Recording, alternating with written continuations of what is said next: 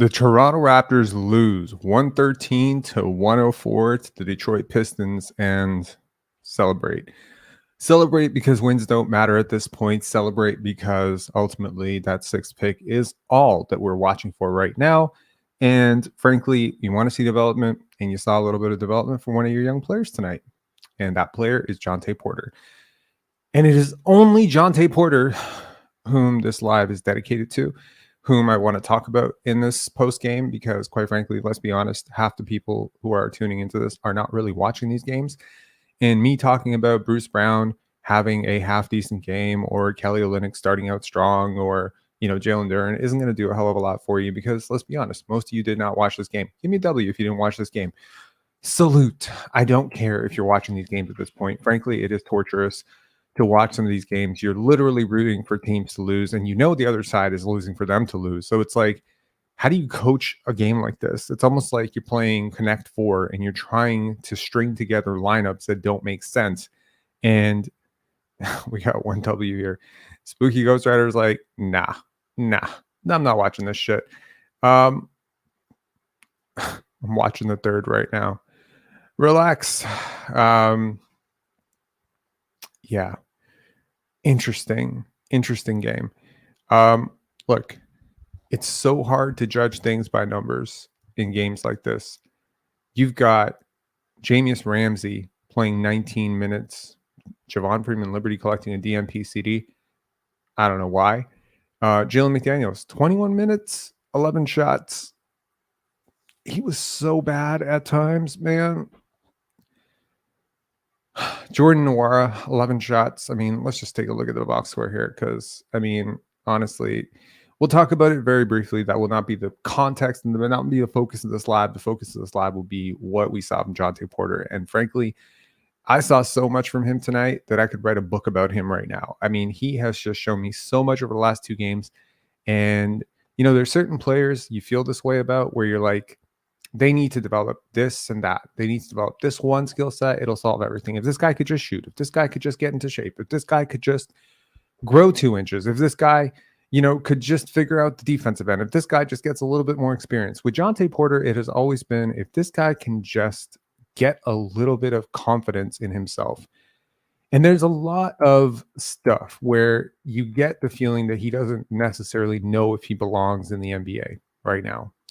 And there was a story prior to the game about how, Michael Porter, his brother, has always been trying to infuse his younger brother with a little bit of confidence. And look, we've seen this player archetype or this personality archetype before in OG Anunoby, a guy who was constantly second guessing whether he was skilled enough or good enough to do certain things on the basketball court. And it often resulted in some hesitancy, some passiveness. And, then on the other end of the spectrum, you have guys like, you have guys like Cade Cunningham who've never second guessed themselves for a minute in their lives. And they probably should, because Cade Cunningham took some really atrocious shots tonight. He finishes with 19 points on 20 shot attempts, and he was abysmal is a nice way to put it. I thought he was horrible, and he gets benched down the stretch. You can say it's because they're tanking. Frankly, I thought they were better without him on the court, which is hard to say because, Marcus Sasser was no great, they don't really have anything. Quentin Grimes was horrible. Evan Fournier, he played 5 minutes. He had 2 points. They didn't really have a lot tonight. Asar Thompson, he didn't play. He had an illness, and I think he would have made a really big difference. Malachi Flynn does not get off the bench for his revenge game tonight. You can just hear Eric Flynn very upset that his son's career is not going as well as he had planned. There's a lot to talk about today. I want to take this opportunity to talk about a few things. Number one, obviously, I want to talk about Jontay. We'll talk about this game for about 5 minutes because there's not a lot to talk about with this game. I want to talk about this game. I want to talk about Jontay and what I saw from him tonight. I want to talk about this story that came out about Dennis Schroder in LA. I'll definitely tell you about a little poll that I ran on X/Twitter, which was very interesting. And, I did it for a reason and it was interesting. Assumer saying Flynn going to China, maybe. And I want to talk about towards the end of this live, whenever that will be, this won't be a huge long one. I want to talk about how we formulate ideas and perhaps a slightly different way to form ideas. And I'll talk about a particular comment that grinded my gears a little bit this morning, and I'll address it and just talk about like a broader philosophy on how to look at life. It'll tie in a little bit to Jonathan Glazer's comments about Gaza and Israel as well. Like it's going to be a broader topic. So let's get to the game. The Raptors come out. They looked great in the second quarter, man. The second quarter for the Raptors, they outscored the Pistons 30-20, and it was really sparked by a two-way effort from Jontay Porter. It's hard to talk about this game without talking about Jontay Porter because defensively, he was incredible, active hands, always in the right place. Forcing, it's weird because it's like how much is the guy really doing by putting his hands up as Pistons offensive players just drive into him and throw the ball at him? I don't know. Like it's a combination of bad competition, but I will firmly say, for the record, regardless of how well Jalen Duren played, and 8 for 9, he gets to the line 10 times, he had 23 rebounds, 24 points, 28 minutes. That's a very impressive box score, and he killed the Raptors on the glass tonight. He had 9 offensive rebounds. He's a really big part of why the Pistons won this game. But I'll tell you right now, Jontay Porter was the best player on the court tonight. For me, he was by far the best player on the court. He finishes with a stat line that will probably impress nobody. 10.6 rebounds, 6 assists, and 4 blocks. But dude, in a game that the Raptors lost by 9, he was +7. And believe me, I know plus minus means jack shit because Jalen McDaniels was +5, but he was +5 because he shared minutes with Jontay Porter. Frankly, Jontay set him up for the easiest shots of his life, and he just missed them. And this point center thing with Jontay is just, it's so awesome because, look, man, this is a two-way guy. You found him for nothing. You didn't spend a pick on him. He's undrafted. He's playing in a game with Jaden Ivey, Cade Cunningham, Jalen Duren, James Wiseman. Those are lottery. Okay? Those are all lottery guys. He's playing a game with Grady Dick, who had not the greatest game tonight, but nothing concerning. I think he's fine. He's playing in a game with Ochai Agbaji, another lottery guy. He's playing in a game with Kelly Olynyk. He's playing in a game with Emmanuel Quickley, who might be up for $25 to $30 million contract this year. And he, to me, was the best player on the court. Bar none, no question about it. He was that good. Everything he did. You want to talk about 6 assists? It's a miracle he had 6 assists. I think he could have had 13 assists, 14 assists. I mean, shit. Like the way this guy was playing, it was very reminiscent of a dude that's won a few MVPs in Nikola Jokic. Very poor man's Jokic? Fine, whatever. I don't care. Dude, bigs who can rebound, defend, stretch the floor, have good lateral mobility, out to, being able to defend wings, which he did. A lot of those blocks were on wing defenders where he just shuffled his feet side to side, who can also shoot and pass and play make the way he did. Oh my God. If this guy ever figures out like a hook shot and a midi pull up, like you're talking about like really, really a rotation piece. And he's a two-way contract. You got to think about, in another world, Jontay Porter doesn't have all the injuries. He might have been like a fringe middle of the first round guy. And I'm seeing all sorts of confidence. And the story about, his brother reaching out to him after the game. And it was like really the first time that he felt like his brother really, really like was like in awe of his game, thinking he's playing really well. I mean, look, man, I say this as somebody who's pretty hard on myself. This is a process. You second guess yourself. You wonder if you belong, and you push yourself and you're really hard on yourself. There was a lot of talk early of don't mess up. When he got to the Raptors, there was a lot of, I just don't want to mess up. And it's like, is that necessarily the most effective way to approach a basketball game? No. It's definitely not the most impressive way. It's not the smartest way to approach a basketball game. But hey, man, respect the process. He is burning himself on a really high standard. If you asked him after this game, did you have a great game? I don't think he would tell you he had a great game because his standard is higher. And I trust people who have high standards for excellence. He's obviously looking up to some incredible players. He's comparing himself on a nightly basis to Nikola Jokic and Michael Porter Jr. A lot of stories about Jontay. I mentioned it last game, against Denver, where he studied Jokic. Like, he watched Jokic every single game. He would sit there in the crowd and he would just watch this guy. He's picked up a lot of Jokic habits, man. He's picked up a lot of Jokic tendencies. The way that he keeps his dribble alive, the way that his head is always up on a swivel, the way he's exploiting all of these mismatches and gaps in the defense. And fine, Bruce Brown's missing layups. Jalen McDaniels not making threes. Grady Dick's not making threes. He can't make shots for him. All he can do is generate looks. And I'm telling you, when he touched the basketball, good things happen for the Raptors. On a night where not a lot of good things happen for the Raptors. I thought Emmanuel Quickley had a really tough game. I think he forced a lot. So maybe sometimes it's just, did the shots go in? Did the shots not go in? He goes 2 for 8 from 3 tonight. Maybe if he goes 4 for 8 from 3 tonight, we're talking about a win. We're talking about a close game, 3-point loss, and we're talking about how great Emmanuel Quickley was. I don't think he was that great personally. I think, 25 points, 8 assists, 5 rebounds in 36 minutes. A lot of people are going to look at that and be like, damn, he was definitely the best player in the Raptors. I don't think he was the best player in the Raptors tonight. Bruce Brown had a relatively efficient game by his standards. 17 points, 4 rebounds, 5 assists. I also think he took a lot of stupid shots. Kelly Olynyk, good offensive game, terrible turnover game, really bad defensive game. I think he made a lot of mistakes defensively. He fouled 4 times. He had 6 turnovers. Interesting, to see Kelly really just get dominated physically inside by Jalen Duren. And I mean, that's no shade on him. Jalen Duren's a hell of an athlete. He's a much bigger player. He's got length and athleticism and bounce. And Kelly Olynyk is not supposed to be a starter for you. You're not projecting him to be a starter for you next season. So it doesn't really matter. At the end of the day, this doesn't matter, to me. And he's probably veteran enough to know exactly where his team is going right now. They're not trying to win. They're not trying to make the playoffs or the play-in or whatever.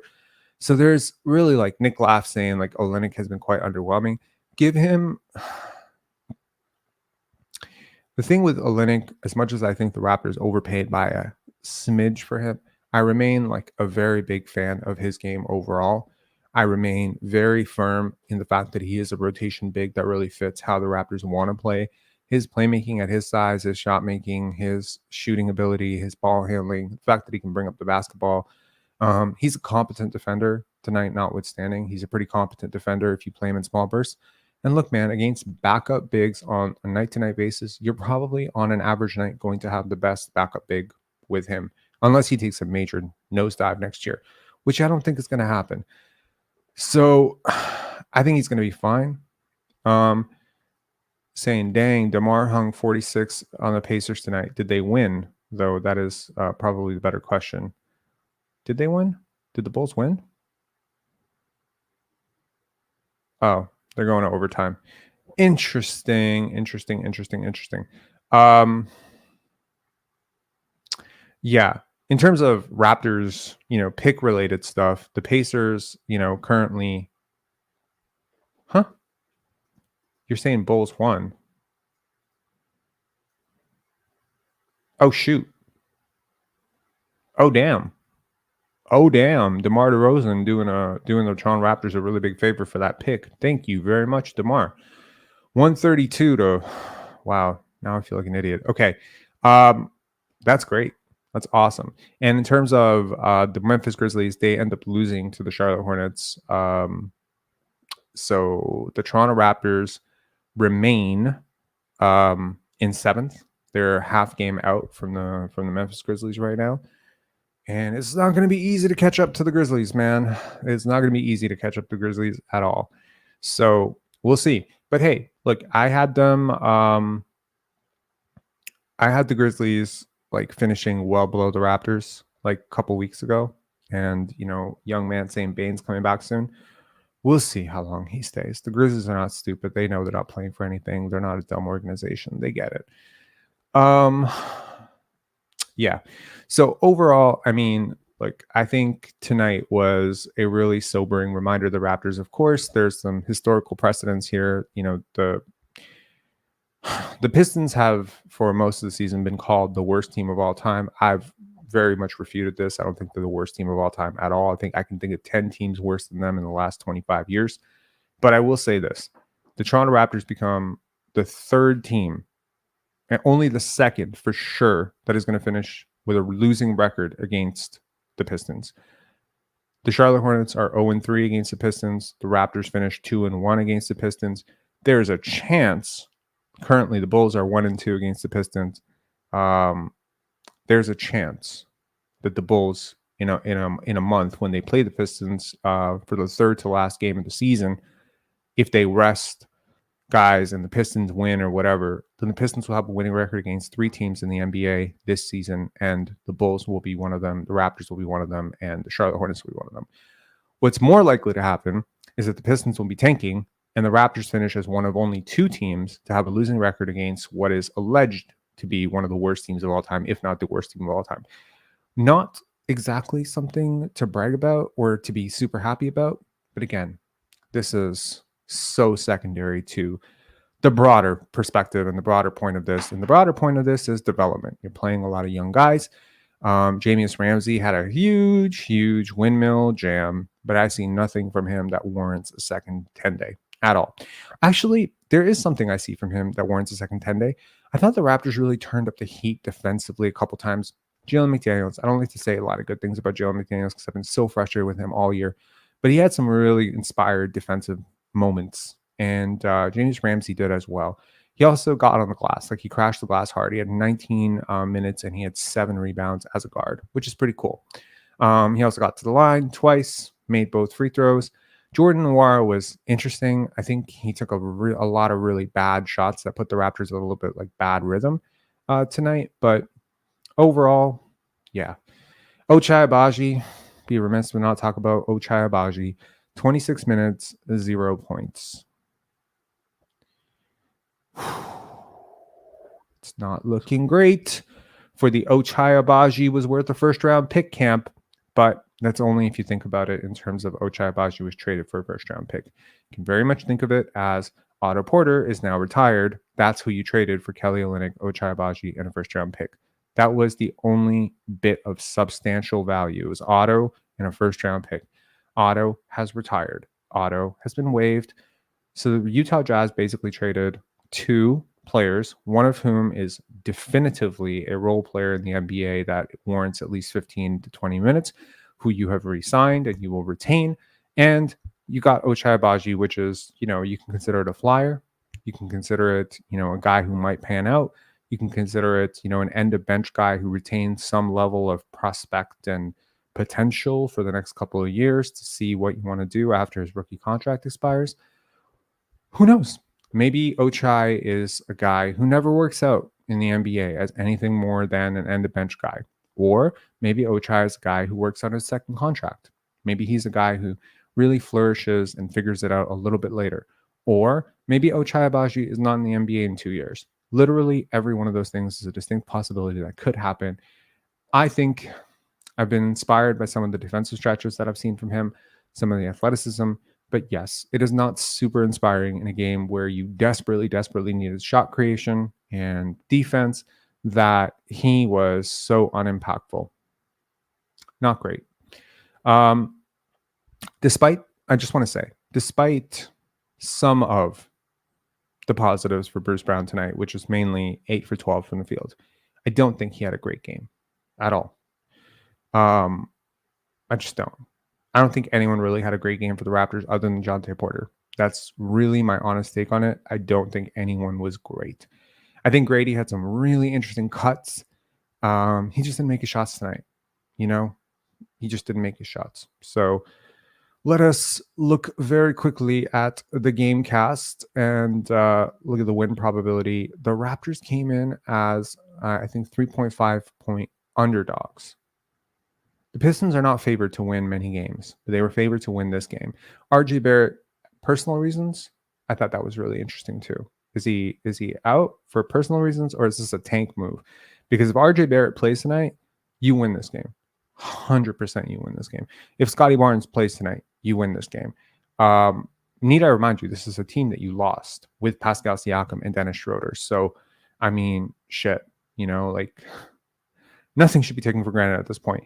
Nevertheless, there was a period right around there where the Raptors were heavily favored to win this game, to the point where they were 84%, 86% likely to win this game, and then it just all fell apart.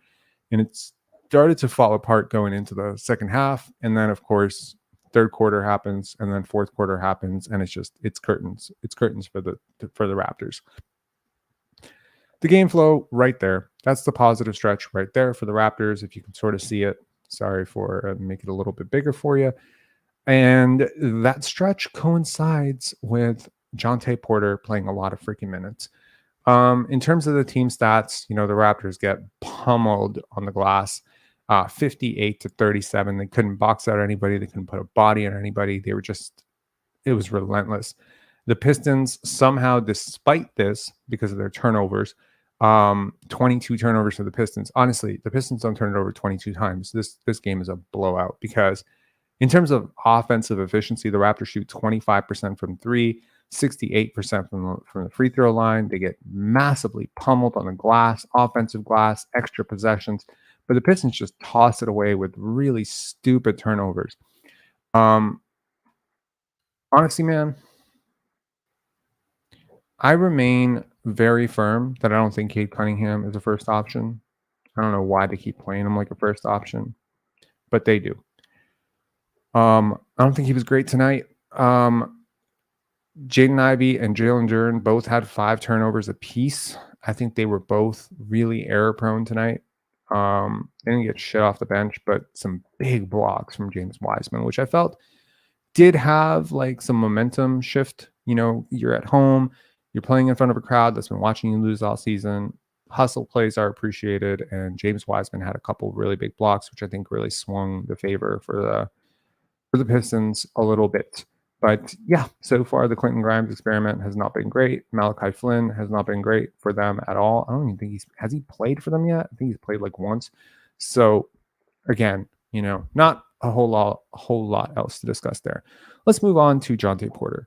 Again, I like Jontay a lot. There's a lot of positives about him in terms of his journey, in terms of his, self-realization, in terms of his buy-in as a role player. For years, the Toronto Raptors have had guys who thought they were better than they really are. I think right now you have a player who's significantly better than he realizes he is, right? I mean, and this is a guy who's like, hey, whatever, coach, whatever you need from me, coach. I was at a point in the second quarter where I desperately wanted this team to lose. And I was like, if they keep playing Jontay Porter, they're not going to be able to lose to this game. They're not going to be able to lose this game. And again, I'm talking about a team that, on the other hand, has multiple top 5 picks, 3 top 5 picks. And to me, the swing factor was Jontay Porter is just too good at basketball to lose this game for the Raptors. Now, he's always been good.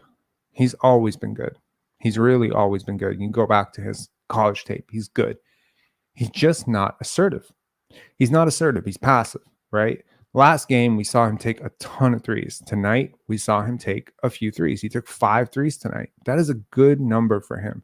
He should be looking to get 5, 6 threes up every time he's in the game. He's a pretty good shooter. He's a really good shooter, actually. And he shoots 40% from 3 tonight.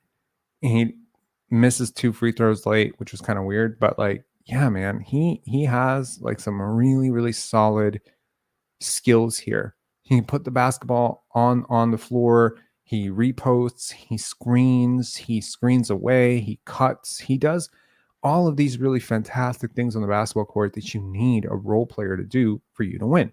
Nobody's calling him a star. Nobody is saying he should start next year. I'm saying, though, that if this guy is your third big, I am so excited about this team going forward, because you've really solved so much of your issues because of Jakob Poeltl starting. You just didn't have a lot of depth behind him to start the season. Christian Koloko was out. Obviously wanted a lot of things from Christian Koloko. And the good things about Christian Koloko, some of those things are inherent in Jontay Porter. I loved Christian Koloko's passing. Jontay has that. I like the fact that Koloko had shooting potential. Jontay has that as well. I love the fact that Christian Koloko was switchable and smart and humble. And Jontay has all of that too. It's almost a shame now when I'm thinking about it that Christian Koloko isn't on this team, because Christian Koloko and Jontay Porter are like such a freaking future-proof pairing. Is it too late to get Christian Koloko back? I really hope his health solves out, man. I still follow that guy on Instagram, and I really love him. So I think Jontay is in a perfect situation for him. You know, he will grow slowly. He is a seamless fit with the culture that you're building of selflessness and two-way. He's competing. He's really competing, you know. It's almost like he doesn't know that he's on a team that's 23 and 42. He didn't know. He's competing his butt off. He's getting back on defense. He's sprinting. He's cutting. He's diving hard. He looks upset, you know, when his team is missing a rotation, but he's not voicing it yet. And it's just like, man, this guy has he has something. It's a very specific quality. You see it once in a while with players where you're like, this guy just gets the game. He reads the game. He's seeing the game 2 plays ahead. He's ahead of his teammates. He's ahead of Emmanuel quickly. Mentally, in terms of how he's processing the game, he is second to almost nobody on this team other than maybe Scotty Barnes. Like he is just a very error-free basketball player.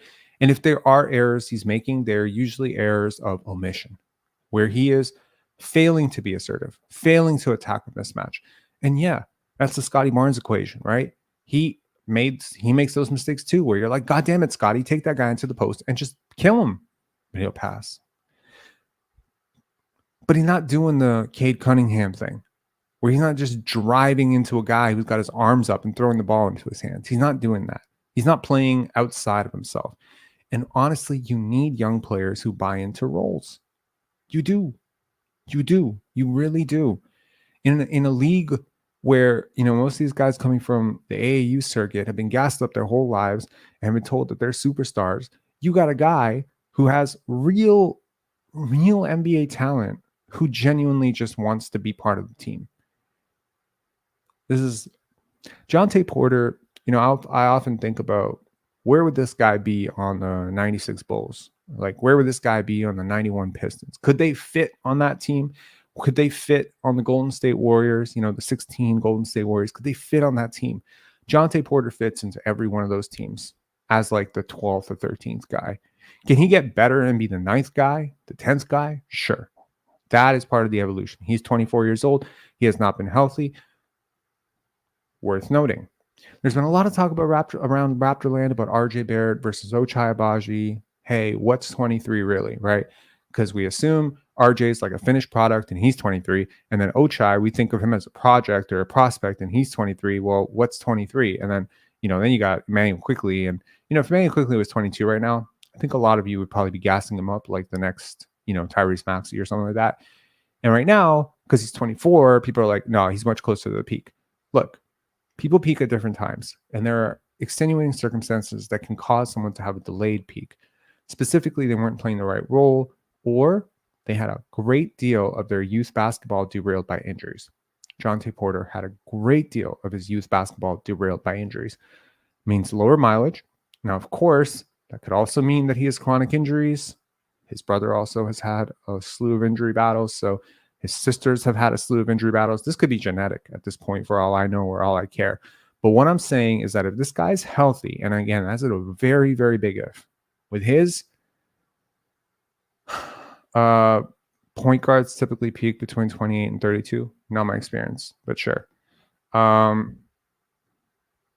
man, there's like differences between like athletic peaks and like skill peaks and effectiveness peak and durability peaks, and it's different for every player. It's different.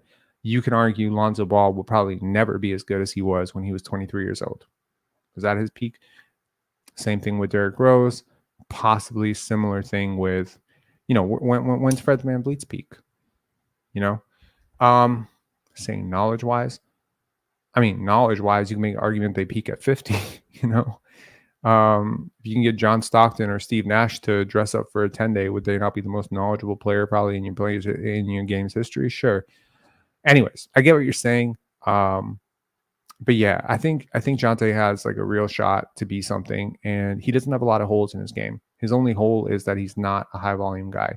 And if he can ever figure out the high volume part of it, where he just understands his role is to come in and just boom, launch. I'll tell you who he reminds me of. This is not a comparison that I've heard from anybody else. This is not poached. This is not copied. I'm going to be the first person to say this. He kind of reminds me of, first of all, actually, 193 of you in here. Is there anyone that he reminds you of? Let me see if one of you say it first.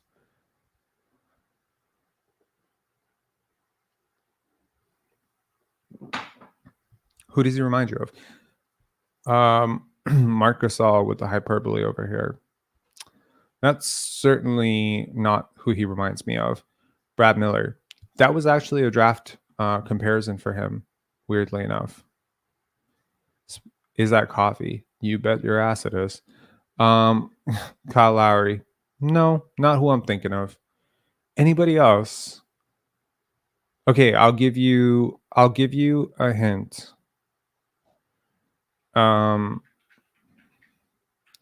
He spent time with the San Antonio Spurs.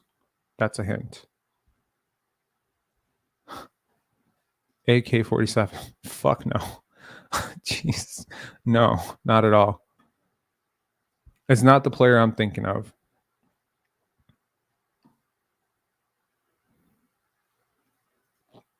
Damn, bro. I'm high on him. I'm not high.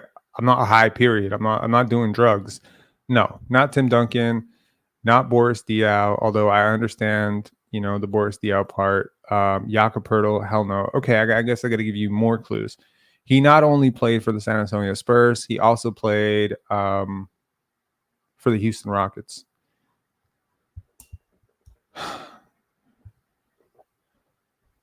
Dun, dun, dun, dun, dun, dun, dun. Nope.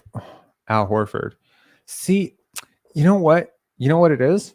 The Al Horford thing, I understand why people would say that. It's because they have a sort of similar build. No. Oh, Jesus Christ.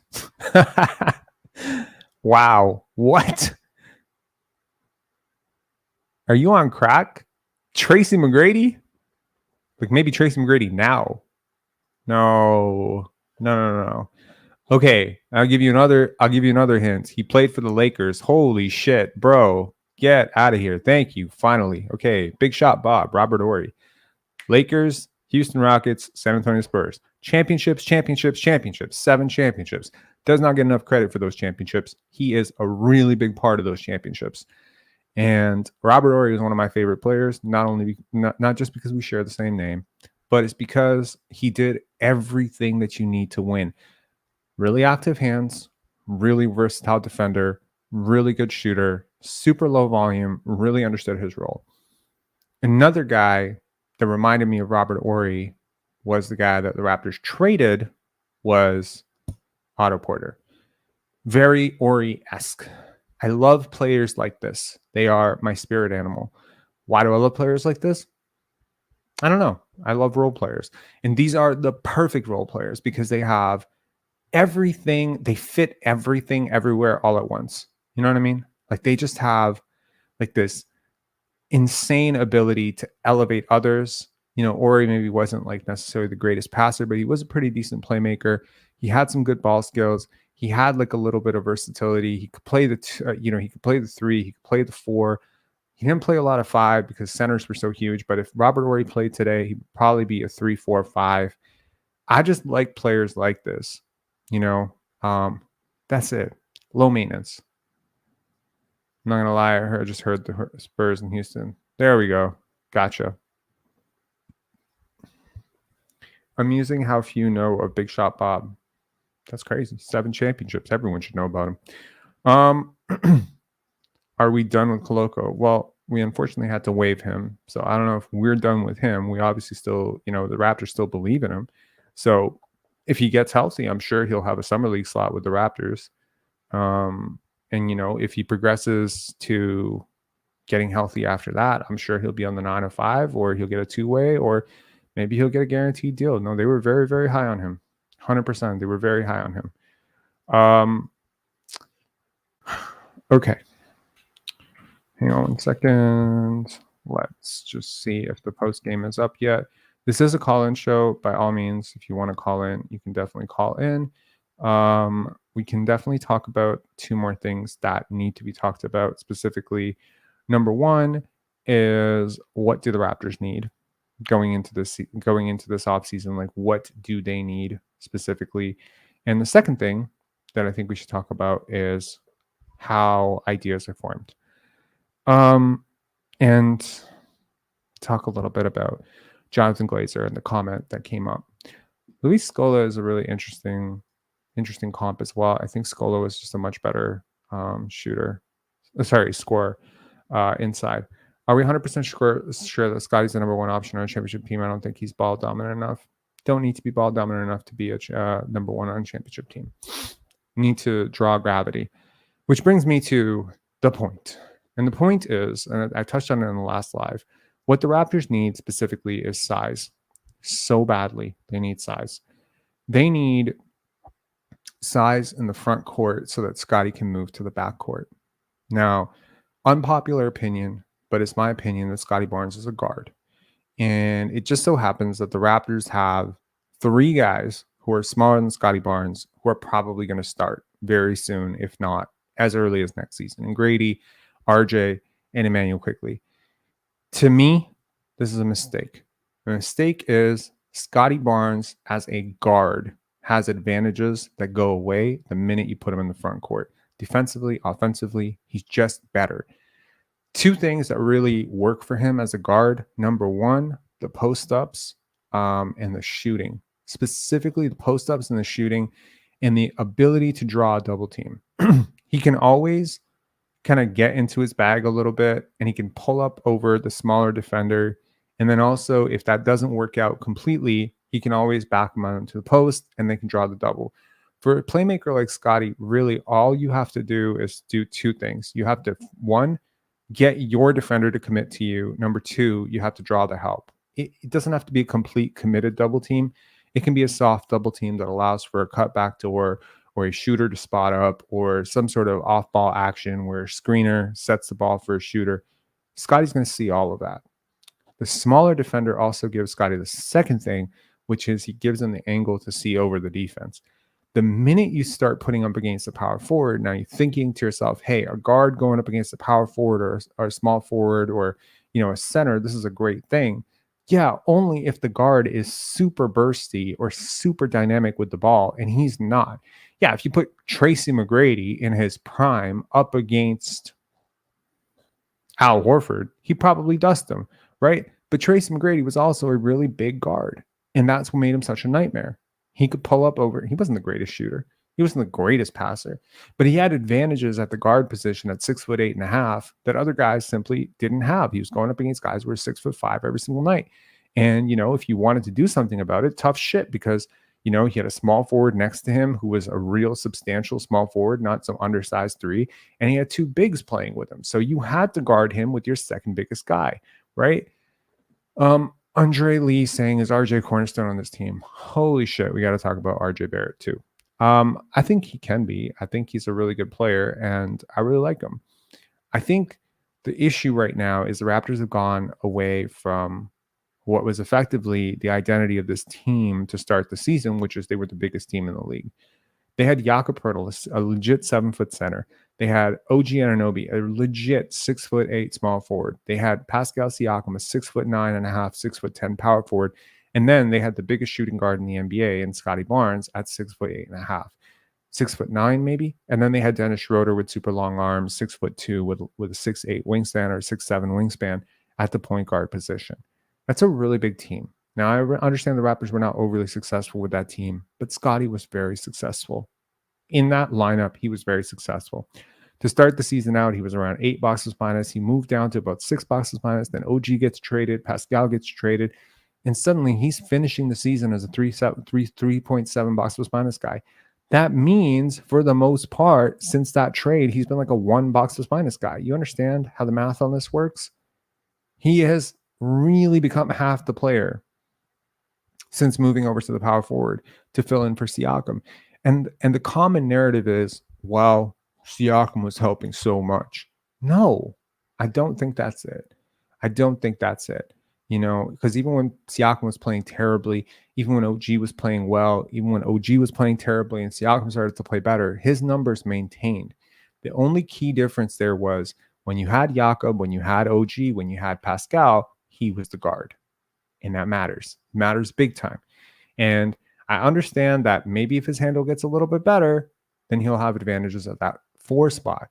But I just feel like the way the league is going with small forwards kind of masquerading as power forwards, you know, guys like Herb Jones, you just don't have advantages against Herb Jones. And, you know, I don't know. Think about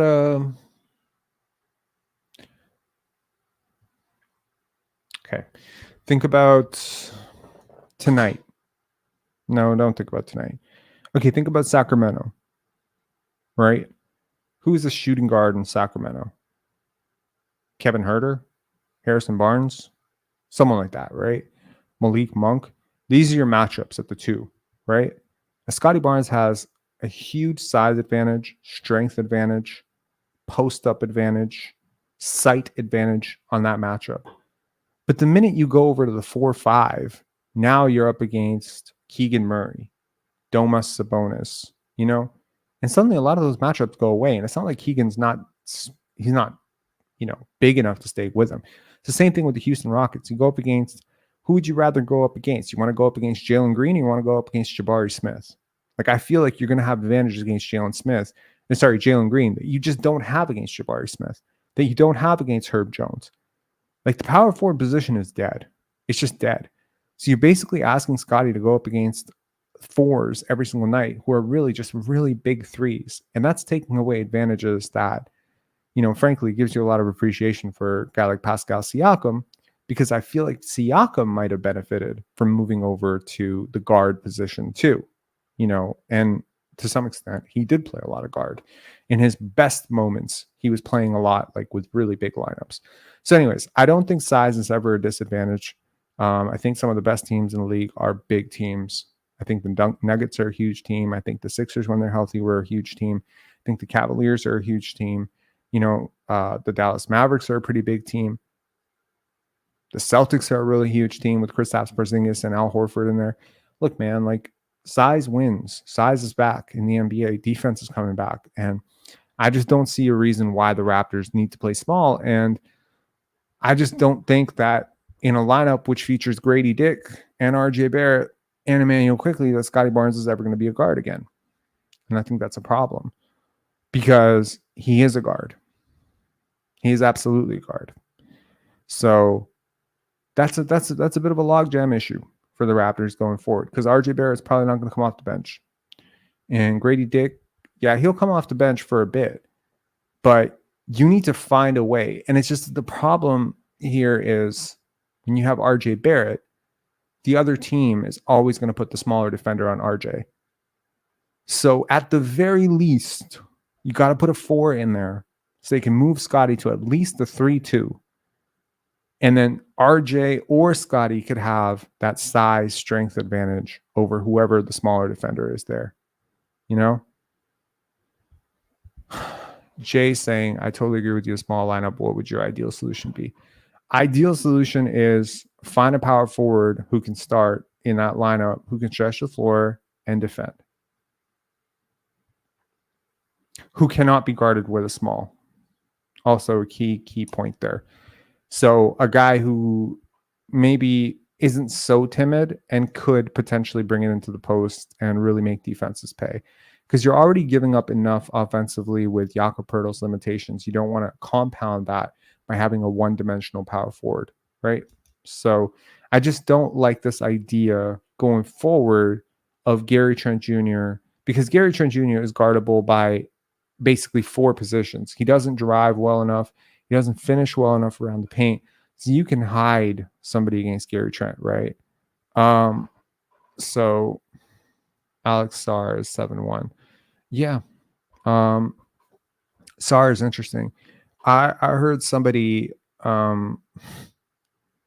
suggesting that a Kentucky guard might go number 1, and it's not the Kentucky guard you'd think it is.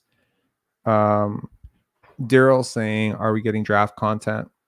Are we soon getting draft content? Yeah, we'll start with draft content probably towards the end of this month, right after March Madness. And we'll start dissecting it. I understand that there's some, mental checkout from this season, and there's probably an opportunity being lost by not going into draft content right now. But I do have like some things that I want to do, and I got to do them. There's a sort of order of operations that I'm approaching my year with. Yeah, but I'm knocking it out day by day, man. Some really good stuff coming, and I'm doing it at my pace. And yeah, don't you worry though. When we get to the draft and in the month and a half leading up to, we'll do video breakdowns. We'll do good shit. They said Reed Shepard at 1. You're talking about the Ringer, right? Yeah.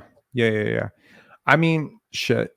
Sometimes there's this idea of you can't pick this type of player at 1, right? You can't pick a Scotty Barnes at 1. You can't pick a Jalen Suggs at 1. And it's like Scotty Barnes and Jalen Suggs probably be a better option than Jalen Green, And Jalen Green was apparently a guy who could have gone at 1, Dillinger is small. He has a Dillinger? You mean Dillingham, right? John Dillinger. That's funny. Yeah, it's Rob Dillingham. Okay, let's talk about a bigger idea. This is a good one. I think it applies to basketball as well as life, but I think it applies more to life right now for me specifically. And that is the construct of happiness, top down versus bottom up, right? It's also the concept of how we form ideas. It's how we form opinions about other people, top down, bottom up. Also how we pursue life, how we pursue work, how we pursue meaning, top down, bottom up. I'll give you an example of top down. The pursuit of happiness is top down. Fight or flight, top down. Something happens, you react to it, top down. Flip it for a second and you get bottom up. It's like the backwards law in a nutshell. The pursuit of happiness versus the happiness of pursuit. Too often I find that the people in my life that I admire the most are not pursuing happiness, but are rather joyous in their pursuit of meaning, the happiness of pursuit, as opposed to an endpoint. They're enjoying the journey, if you will. So I thought that was interesting and somewhat of a meditative thought, in terms of how to approach certain things. We did want to talk about, hold on, let me briefly, before I go into this, the Dennis Schroder thing, which is important. Reports come out, D'Angelo Russell with a scathing sort of interview about Dennis Schroder, saying that he didn't have a relationship with Darvin Ham last year because of Dennis Schroder, that there was this sort of meddling and, inside politicking that happened. And he's not the first teammate to come out in critique of Dennis Schroder. There's been a lot. Trust your instincts with people. I don't like Dennis Schroder. When they signed him, I don't like him. When he started talking, I don't like him. When we started the season, I don't like him. I just haven't liked him.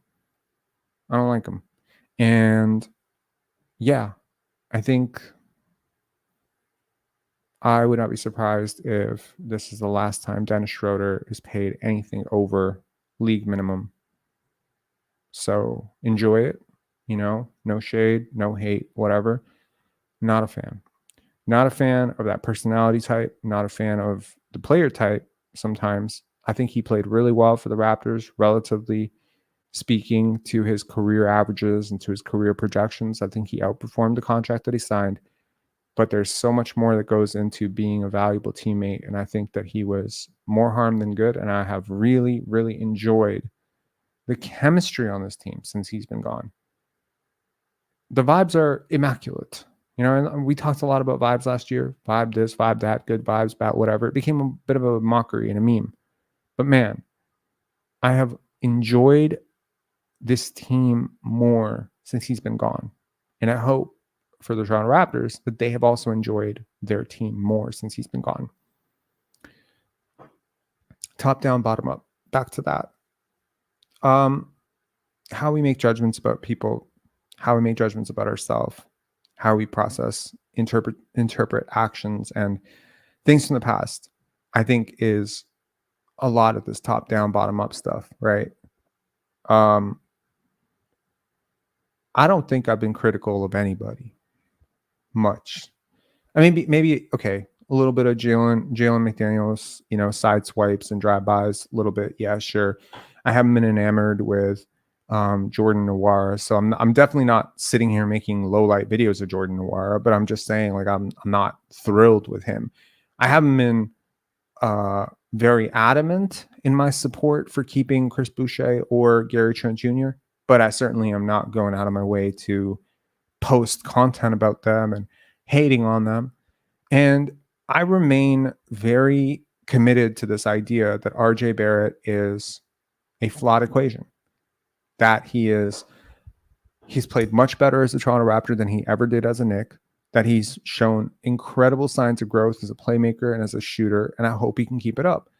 But because he has defensive issues, because he sometimes has decision-making issues, consistency issues, free throw shooting issues, all sorts of issues, that I remain somewhat unsure about him, as I am about, like, I'm less sure about him than I am about Grady and Emmanuel Quickley and Scotty Barnes, of course. So he's like the fourth guy in this equation of, I hope he works out. There was a comment today which really annoyed me.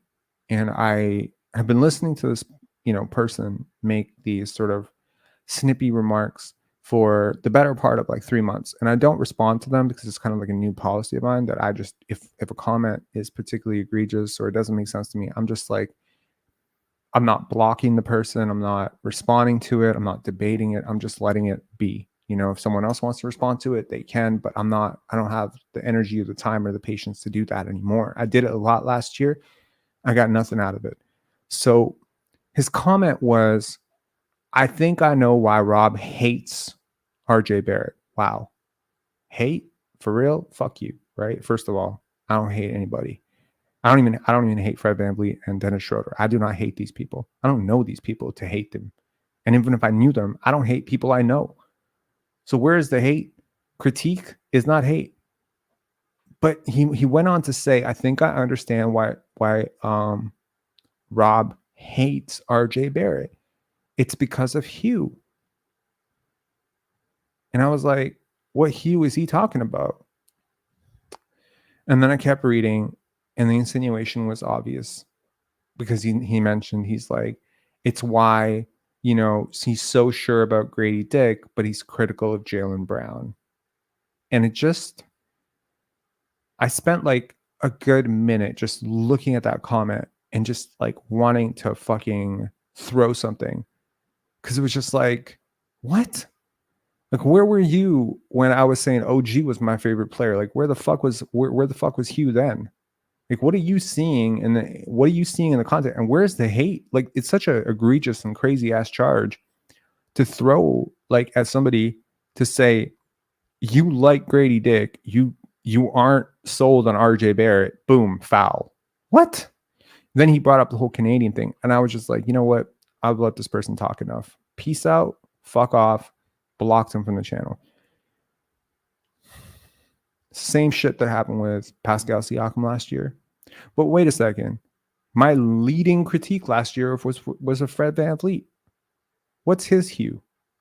What's my hue? Why does race become a part of this? Why does that become anything about this?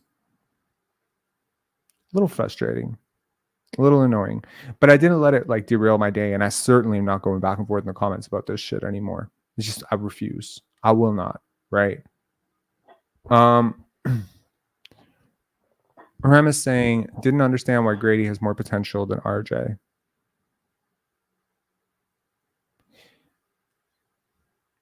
I guess you just have to watch him. Watch him play. I mean, as someone who had Grady Dick 19th on my board and basically overlooked him because of the fact that I didn't think the Raptors would draft a white dude, I'm certainly not about to sit here and be labeled as the guy who's supporting Grady Dick because he's white. That's insane to me. Like, nah. Never. He's just been very impressive. I've been impressed with his game. I'm impressed with his fluidity. I'm impressed with his reads on the basketball court, and it has nothing to do with anything other than basketball. It's just basketball.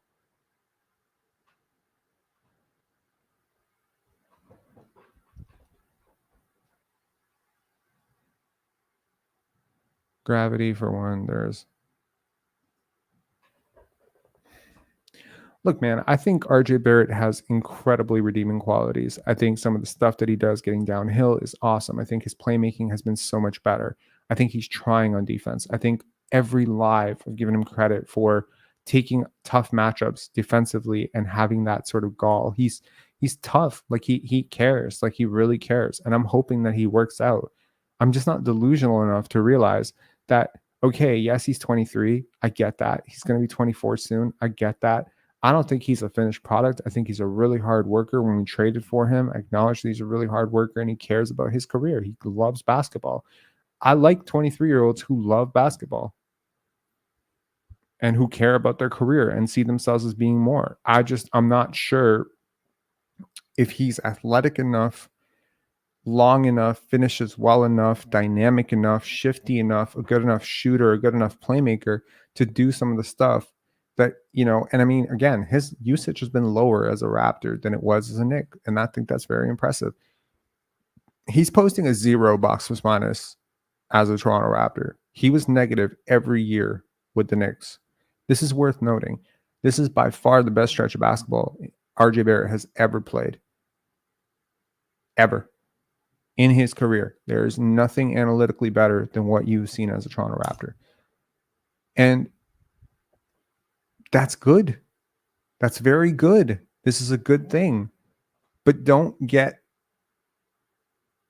fooled into what high usage 0.0 box plus minus actually is. It's not a superstar. It's not a star. It's not an all-star. But sometimes you do wonder, does he have what it takes to be a third or fourth option? Because when the pieces level up, your role changes and what you have to do changes. So either you're arguing that he can be one of the top 2 or 3 best players on a really good team, to which I would ask, how do you know? Now, I don't know that he can't be, but how the fuck do you know that he can be? Because I've never seen that, ever.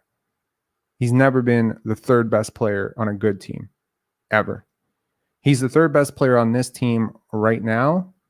Yes, debatable, because I think you can make a very solid case that Jakob Poeltl is a more impactful defender and a better playmaker and all that stuff. He's one of the top 4 players on this team. This team is trash. It is a really bad team. So the question is, there's a similar situation as Gary Trent, where you have a player who fulfills a role. The role requires a lot of shots, a lot of looks offensively, and you wonder to yourself, what happens when we bring in better players and you have to space the corners and just guard people?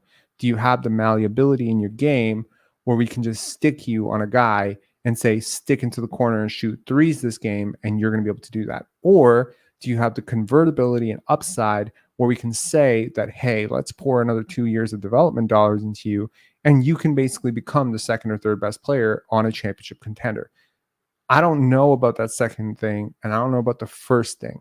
With Grady, I think I know about both things. With Emmanuel Quickley, I think I know about both things. And with Scotty Barnes, I think I know about both things. Scotty Barnes is at worst, in my opinion, the 2nd best player on a championship team tomorrow. Provided the 1st best player is like Shai Gilgeous-Alexander level, he fills that role right now. So no doubt that you can win with that dude starting and playing heavy, high usage minutes for you at 26, 27% usage. Can you do it at 32% usage? Don't know. But I have seen Scotty be the man for enough of a 50-50 stretch where half the team around him was trash that I do believe that, and again, 3rd-year player, 5th-year player, that matters. That has to matter. It has to matter. It can't not matter, right? That 2-year gap, even if it only projects as a 1 year, 1.5 year gap in their actual age, It does matter. You've had real NBA experience. So again, larger point here is RJ Barrett is on a positive trajectory to something. I'm not sure what that something is.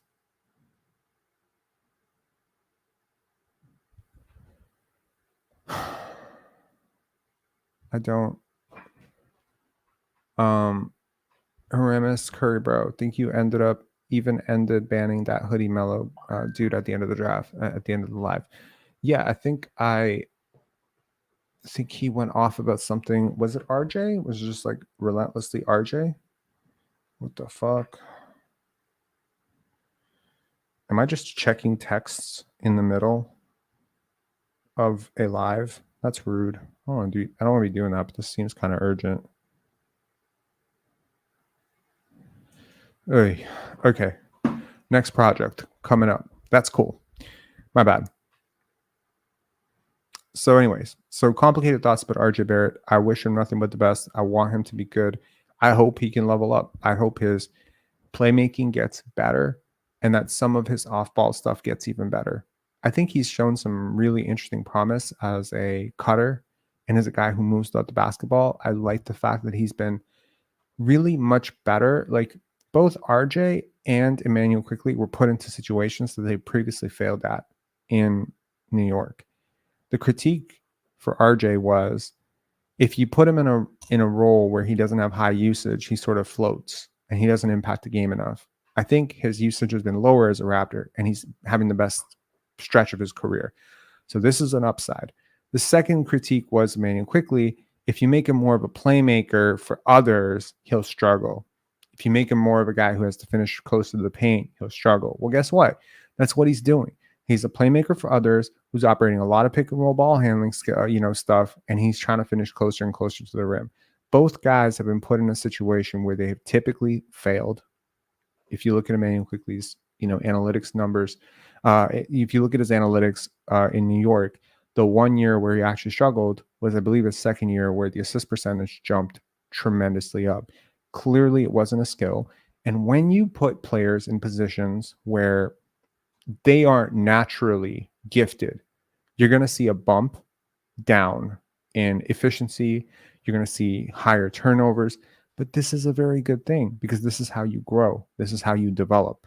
So that being said, I think it's been very promising that Emmanuel Quickley and RJ Barrett are thriving in roles that they have typically been criticized for not being able to handle. Similarly with Scotty Barnes, who has been put into this primary facilitator scorer role, also a role that he has typically struggled in the past. He's not assertive enough. He's not skilled enough. His handle is not tight enough.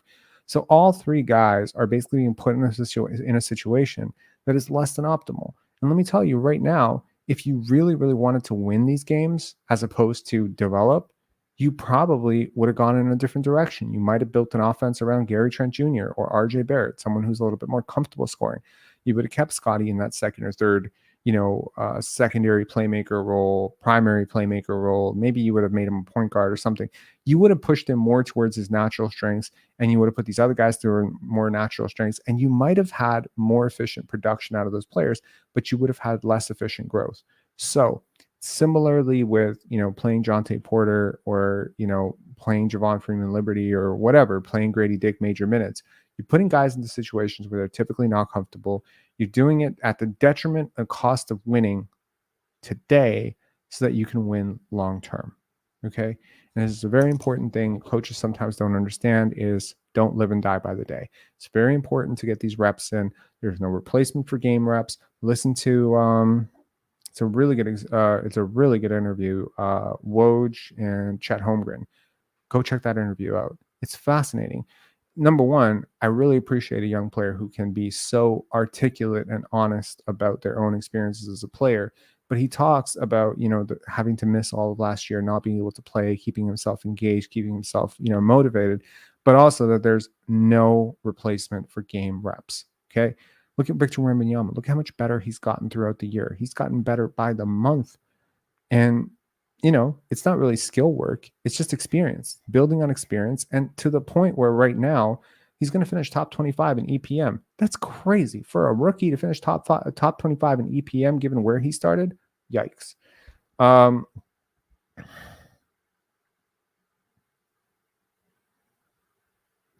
Sorry, I'm reading the comments. Okay.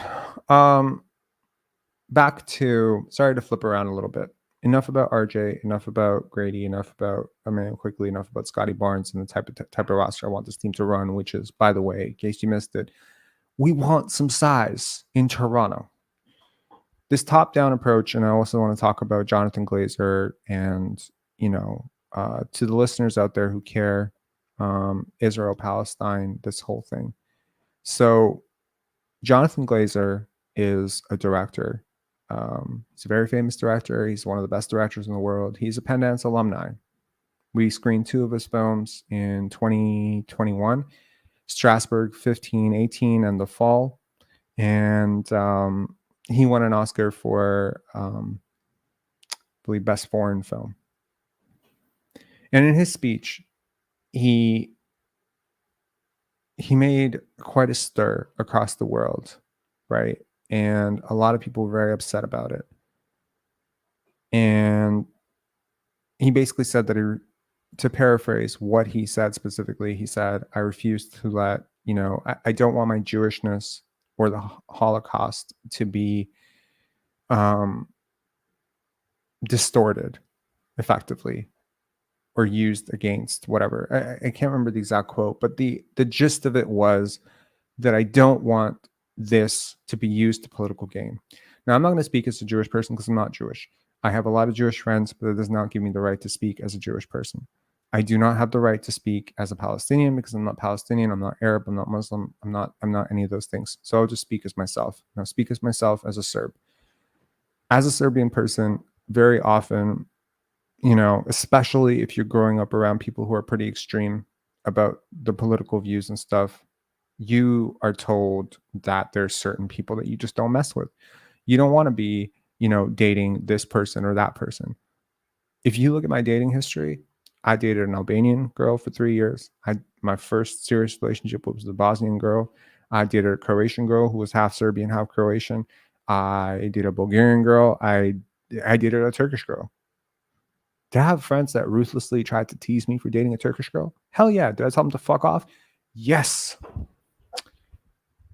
I live in a neighborhood which is very, very immigrant. Like a lot of immigrants, a lot of Macedonian people, a lot of Muslim people, people from Pakistan, people from Iraq, people from Iran. I love it. I like being around people who are different than myself. I've always been around people who are different than me because I'm a very different person. So it's not easy for me to find people who are different than me.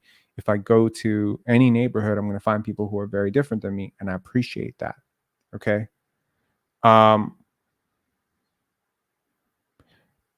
That being said, the gist of Jonathan's point, and I've talked to Jonathan, Glazer in the past, and I can tell you right now, I don't speak for him, but he is not someone who is ashamed of being Jewish. That I'll tell you right now. He is not someone who is ashamed of being Jewish.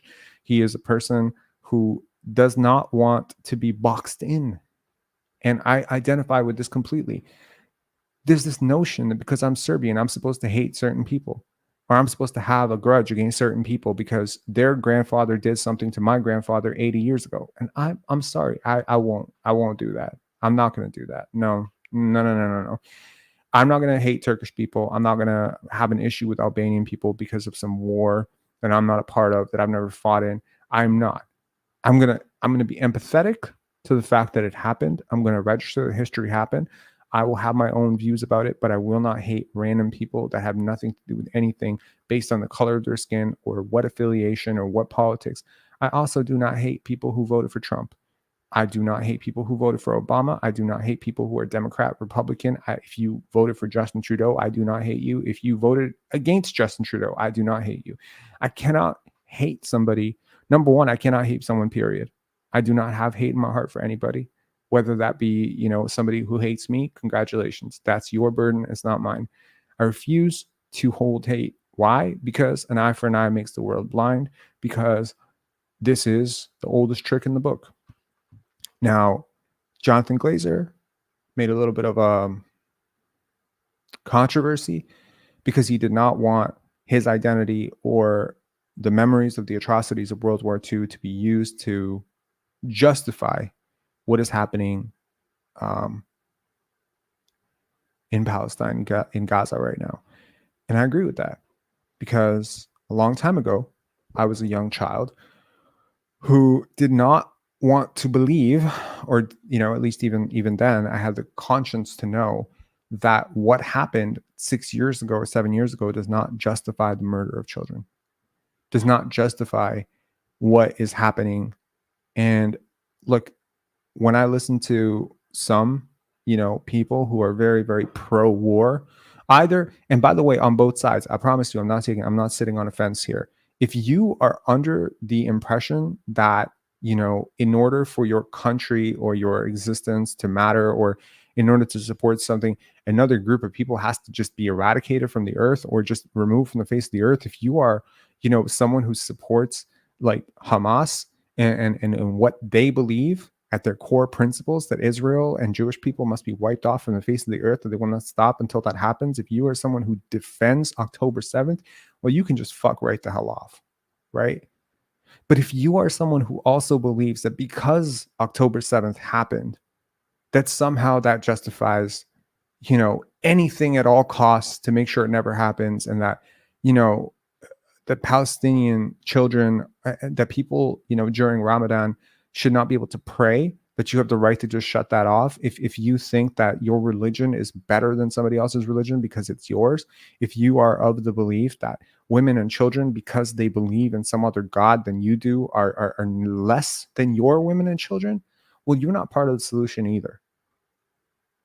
At all. And Rank Scrub saying, I hate leaders like Trump cheering on aggressors. I get you. So what I mean by this is, the minute you start to condemn a group of people based on the color of their skin, their religious affiliation, who they voted for, to me, you're missing something. And this is not, but it's so seductive, isn't it? It's so seductive to fall into this ideology. Now, this has nothing to do with Israel or Palestine, but can I please remind everybody that prior to this season, when Fred VanVleet was gone, when Pascal Siakam was on the trade block, OG Anunoby's about to get traded, Dennis, people were just like, yo, man, this guy's just a hater. Panzeri Basketball is a hater. He's just going to hate regardless. And watch, when, Pascal's gone, he's going to start hating on Scotty. Have I started hating on Scotty? Are you crazy? I started hating on RJ. I'm not hating on RJ. You filling in gaps that do not exist. I'm not hating on Emmanuel Quickly or anybody. There's no hate anywhere. If you're going to be fair and critical of anything, sports related, once in a while, you're going to have something bad to say about somebody. And it's like, that's not hate. What the fuck is hateful about that? It's not hateful to say that a guy had a poor shooting night, but you see hate wherever you want to see hate.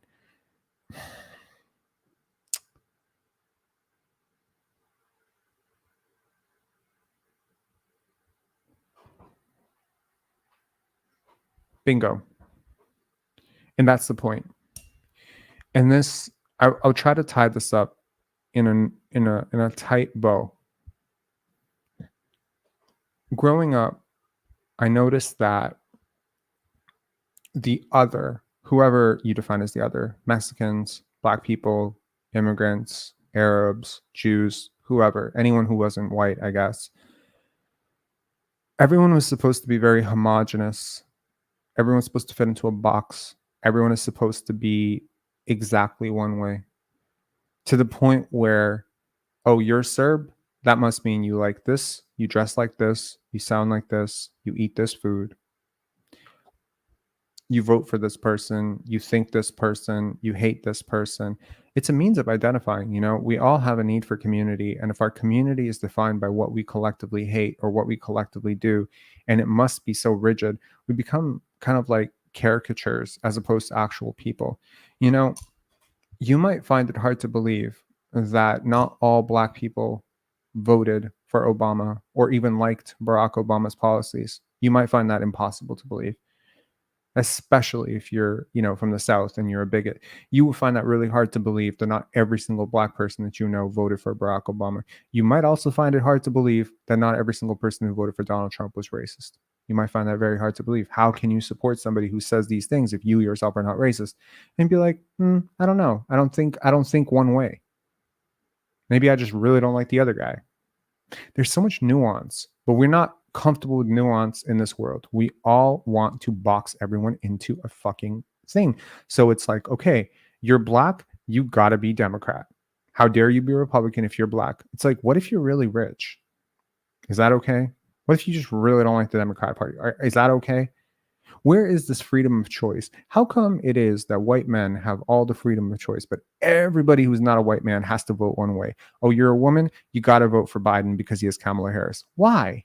Why does a woman have to vote for a woman? Why does a man have to vote for a man? Why does the black person have to vote for the black person, but the white person can vote for the black person? No problem. White person can vote for the white person? No problem. White person can vote for the young person, old person? No problem. And to me, it is this, that the otherism of people is often used to weaponize people because you fit into a neat little box. You become a meme. You become a caricature. So I dare you to think for yourself. Don't become a meme. Don't become a caricature. Think for yourself. Think independently, even if it makes you an outcast, even if it shuns you, even if whatever. Because the truth is, none of us are this uncomplicated. We all have different ideas. You may like Barack Obama, the person, vastly more than you like Hillary Clinton. And I would be shocked if you didn't. But you might agree with her policies more. You might be a woman who really, really wants to see the first female president, but you might think that Hillary Clinton might be unfit for office and that maybe Barack Obama is better. And I reject the notion that if you don't support Hillary Clinton, that you must hate women. I reject the notion that if you don't support Barack Obama, that you must hate black people. I reject this notion that if you support Israel at all, I've been to Tel Aviv, I have a lot of Jewish friends, I also have Palestinian friends. I reject this notion that if you like Jewish people, that you must hate Palestinians, or that if you are feeling your heart break when you see the images from Gaza, that you must hate Jewish people. That the hatred for someone, like, why is it that hatred is what is aligning us? Do you get what I'm saying? This is really weird shit. Like, why is every movement that we are, creating in this world based on hate? Why do you hate rich people? What the fuck? Do you know every rich person? Why do you hate people with money? Why do you hate poor people? Like, if you're a rich person, why do you hate poor people? Like, I've talked to wealthy people who really feel like they really have a fucking issue with every poor person in the world. They're like, these lazy motherfuckers that are always complaining. It's like all of them, you're broad brushing like close to 7 billion people who have less money than you on the basis of what? Even more so if you broad brush people from a particular religion or a continent or a country, which a lot of people haven't even been to those fucking countries. You know what I mean? The media does play a part into that. LeVar Ball aptly saying, the media does play a part into that. Correct. But also, it's marketing, man. It's marketing. You don't, like, it's hard to market to someone who is different. So you got to be the same. And you got to be the same. And there's a social construct that if you, like, I got to hate cops, really? So if my heart breaks for Trayvon Martin, which it did, right? I got to hate cops now. Now, I grew up hating cops. Honest to goodness, I grew up just not liking cops. I did not have good interactions with cops. I've come a long way on cops. I don't hate cops. When I see a cop now, I don't feel scared like I used to when I was younger. But does that mean I don't support black people enough? Scotty Barnes is my favorite player, right? I had, like, do you get what I'm saying? Like Masai Ujiri, like, I vastly prefer Masai Ujiri to any general manager in the NBA for most of my life. But, like, if I didn't support him, because I'm, first of all, very, very proud that the Raptors have opened the door to the first African president in the NBA. That's super cool for him. He's worked really hard. He appreciates it, and he deserves it, and he's been brilliant. But if I had problem with him, if I didn't like him, if I thought he was a little bit overrated, if I thought, hey, maybe like, he inherited some really, really good pieces and he really hasn't done very much and his tenure in Denver was kind of shaky, like, do you have a right as a person to then tell me that I'm being racist because I don't like love Masai Ujiri the way you do? Like, why do we resort to this shit? Why can't people just have an issue with somebody and have nothing to do with race, nothing to do with religion, nothing to do with politics? Well, because often it does. It often does, right? It does. Subconscious biases are real, right? So Jonathan Glazer had a great point, which is that he refused to let the atrocities of the past become reasons for atrocities in the future. In an old quote, my grandmother used to say it, once blood is shed on land, it takes 6 generations to wipe it out. 6 generations of peace to wipe out 1 generation of blood. This is very true. This is why we don't have world peace. This is why we never get peace in conflict zones, India, Pakistan, over Kashmir, various nations in Africa, Kosovo, Serbia, Serbia, Bosnia, Israel, Palestine. These wars have been going on forever.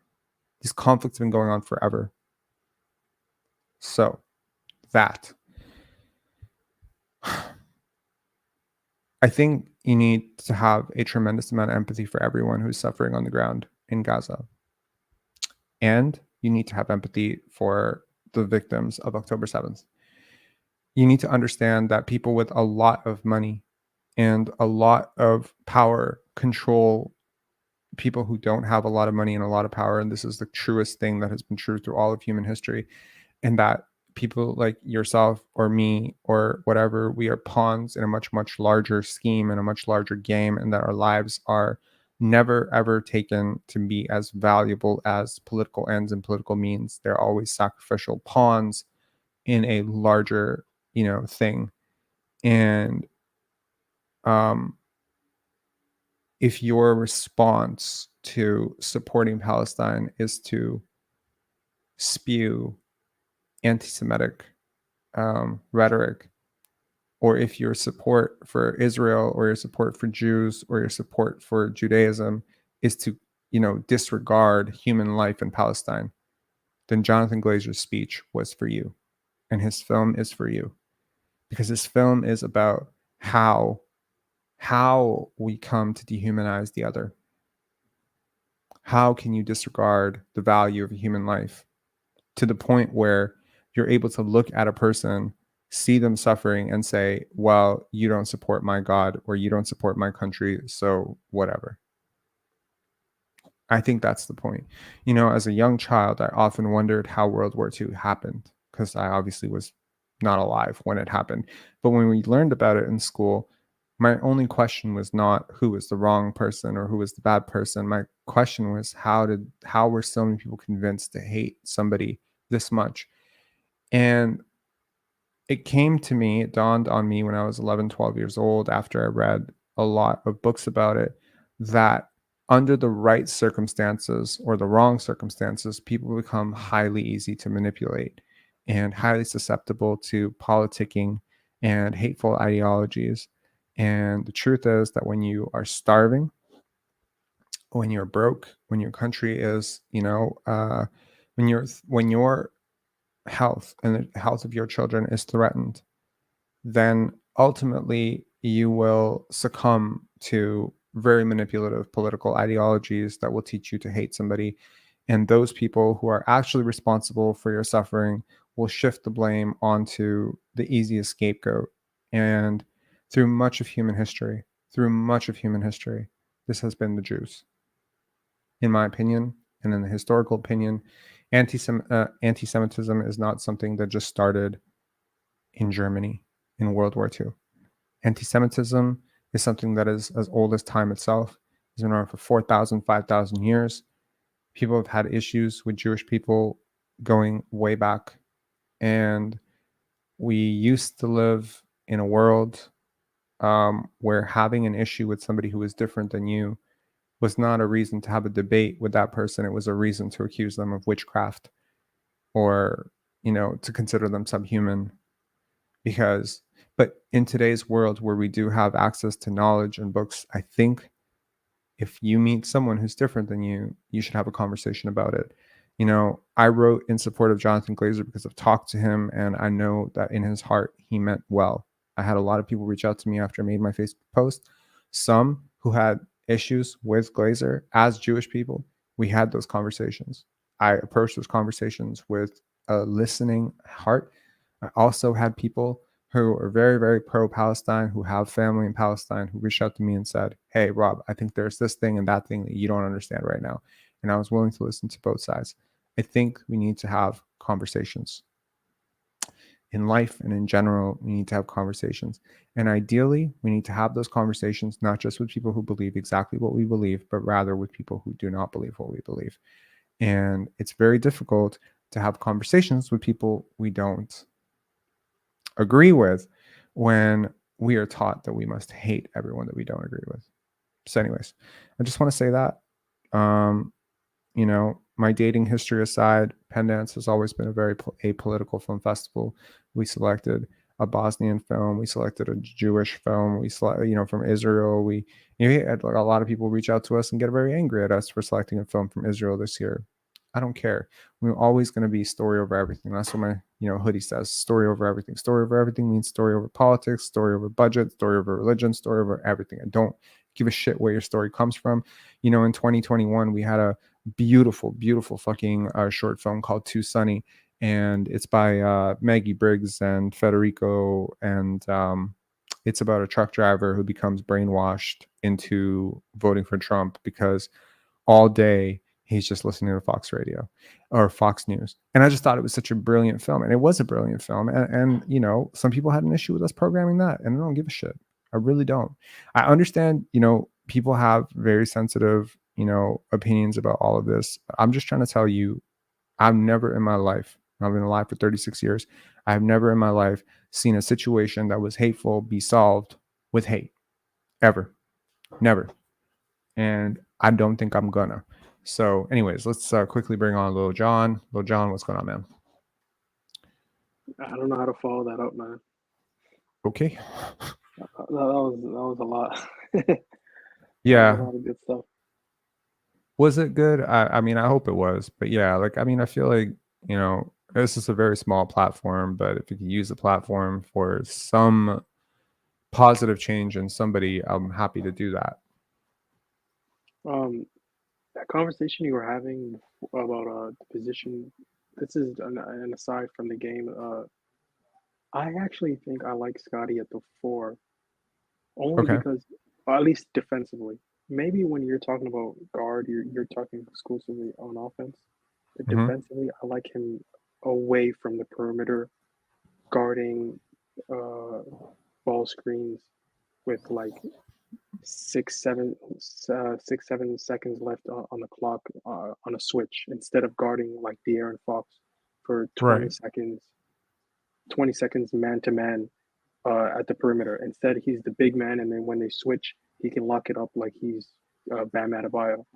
You know what I mean? Like Right. he can't guard guards like that for the entire shot clock, but he can guard them for 10 seconds or 8 seconds, and then he can also get Um, defensive rebounds. I don't think who you guard defensively. I mean, Larry Brown has this quote about "you are who you guard," and I get that, so I understand where you're coming from. But Which would even make him a early, power forward. that's fair. That's fair. It would make him a forward. I don't know about power forward, but it would make him a forward.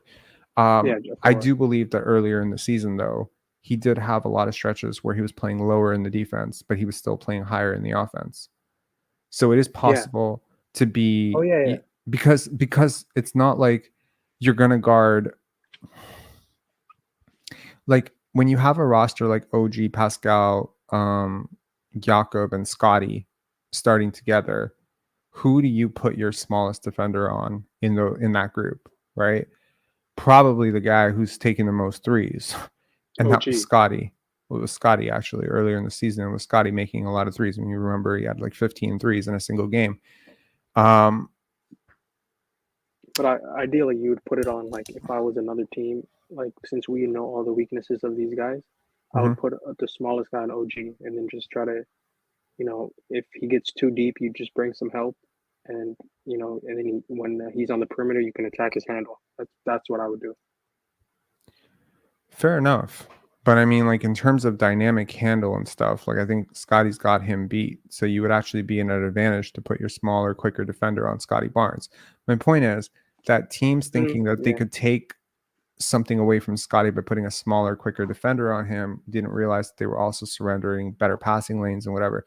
I don't know how to explain the fall off of Scotty other than, okay, fine, the shot kind of vanished for a little yeah. bit. The shooting has nothing to do with Siakam. I mean, he did create like he did. He was the only guy who could kind of like create open shots, but it's not like he was like uh, Scotty was just in the corner wide open over and over as Siakam collapses the defense. That's not really how it went.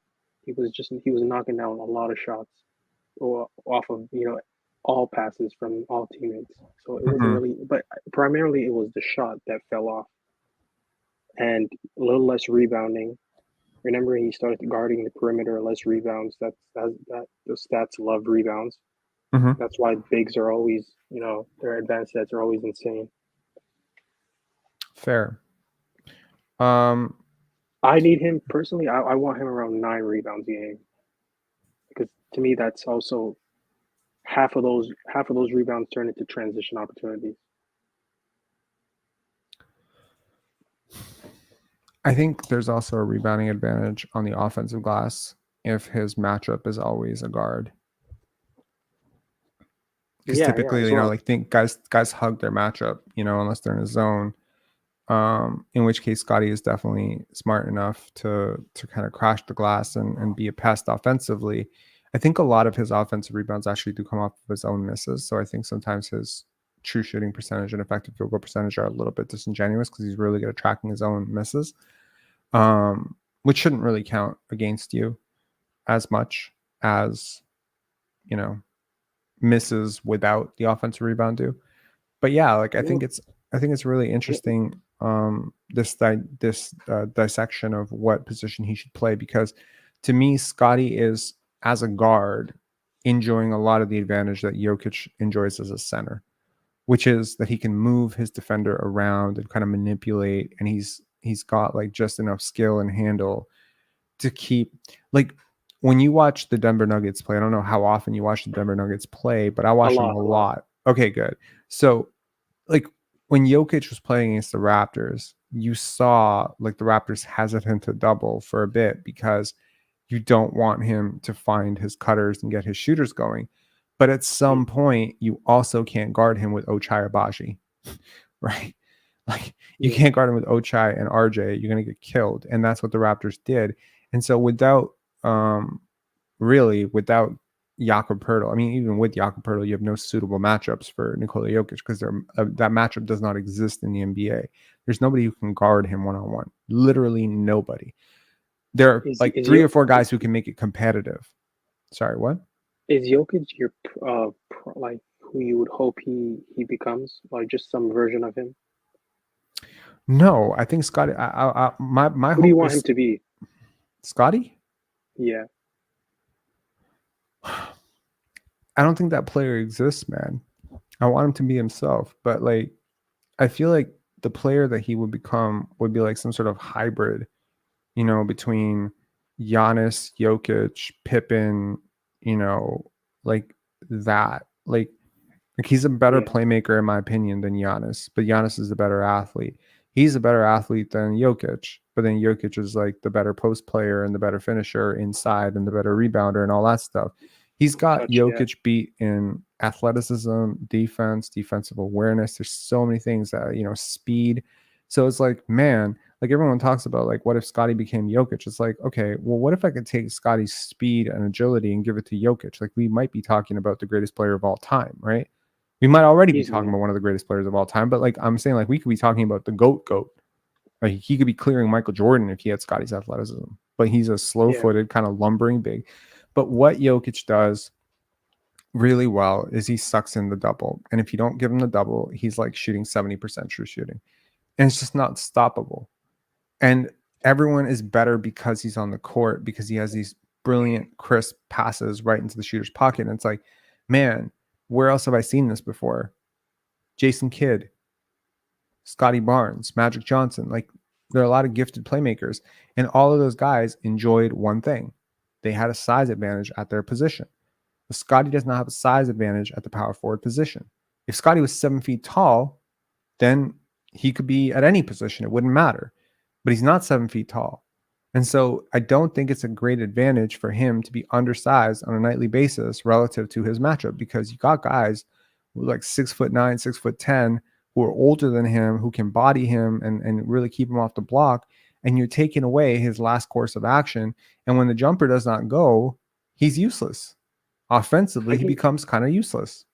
I can get there with him going down to the 3, but I don't know how, like, from a roster construction standpoint, you can get all the way down to 2 and find someone who can shoot at the 3 and the 4 who's bigger than him. That's just OG crazy. and Pascal. Well, they're gone. Yeah, I know, but that's my point. Like you had them. Also, yeah, this is kind of interesting. Well, you have to pay them. You have to pay them overpay them. Specifically, Pascal. So. Okay, so I made a. Hang on. I'm gonna pull this up. Okay, this is hilarious. So It's crazy. Did you see this?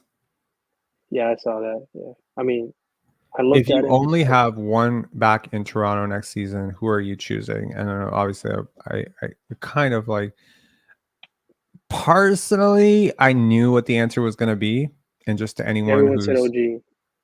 You should have made it a poll. Like a poll. Yeah, it would have been like 95% OG. It really would have. Look at the comments. First of all, no one is rooting for, or no one would have voted for bottom right at all. Yeah.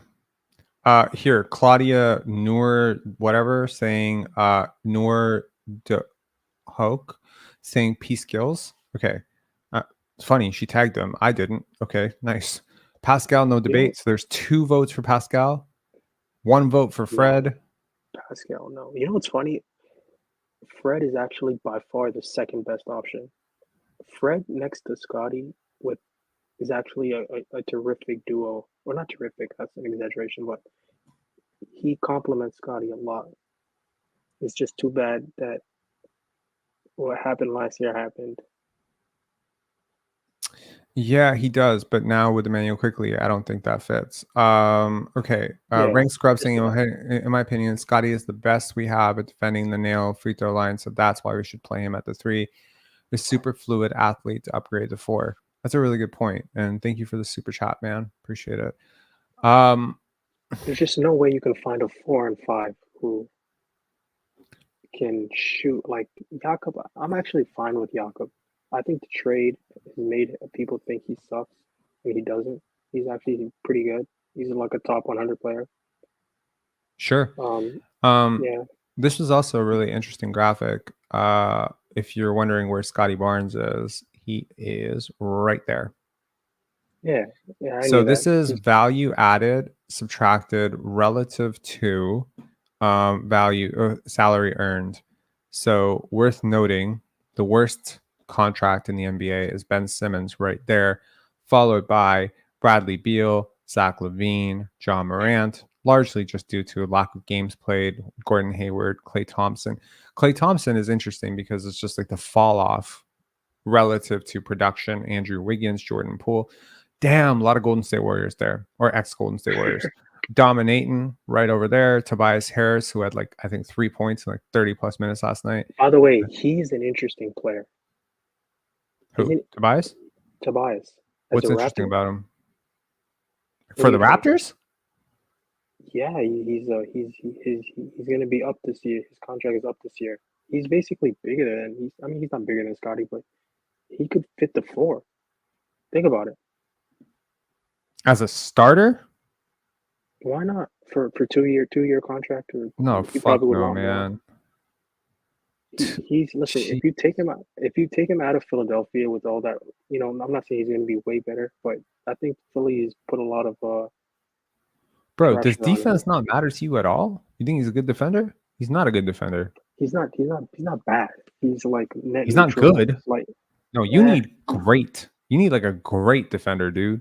Like defense is really laxed here. Your paint defense is not great. Like you need switchable, and I mean, like you need a specialist. He's a stopgap for the next few But years. why do we need to get a stopgap? Why not? Like I'm sick of stopgaps. I don't like Dennis Schroder. Like we threw Dennis Schroder away for shit. We can get anything for him. I don't want stopgaps, man. We have enough cap space. I want like an actual piece. I don't care if we have to trade for that piece. I don't care if that piece works out. I just want an actual piece. Like, is that piece Lauri Markkanen? I don't know. Maybe he's not gettable. Is that piece, an upgrade in the draft or a future draft pick? Fine. Kick the can down the road.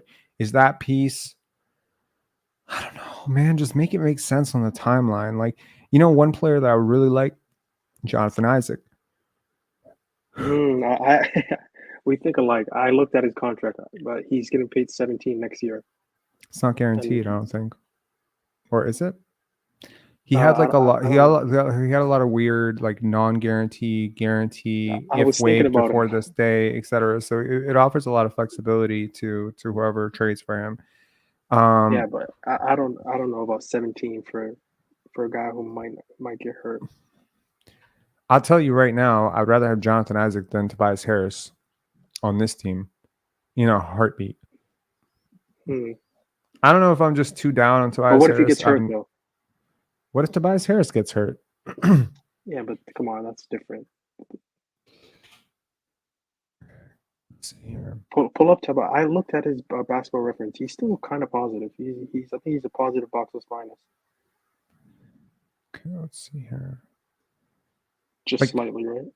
He is at 31. He's fine, but like I mean, to me, like you're talking about, like you wouldn't give him 2 year 45. Whoa, 2 years, 45 million for a guy who does not defend very well. I mean, I'm not even saying he's like the worst defender. He's probably a better defender right now than RJ Barrett, but like way better. Come on, he's pretty strong. He can guard. He's not way better than RJ. Remember, he kind of gave Pascal issues. Now Pascal is not the most skilled player, but remember he gave him a little bit of issues in the 2022 series. Yeah. I mean, what I appreciate about him is that he's kind of like low usage, but he doesn't get to the line a crazy amount. He's not a super high volume 3-point shooter. There's still a lot of midi post ups and stuff like that, which I think like kind of complicates things. Yeah, I think there are definitely better ways to go than him. Per 100 possessions, let's see, like we're talking 25 points, 9 rebounds. He's like a decent rebounder. I can envision him leaving Philadelphia and not being like an all-star next year, because I don't think he's that guy. Bro, he's shooting 33% from three. Yeah, and then I've seen last year. It's a down year for sure, but like, but I mean, like 33%. I mean, I wonder what those numbers look like with Joel Embiid in the lineup. But I mean, I'm not enamored with him as a player. In general, it's interesting though. Super overpaid, man. I'm with you.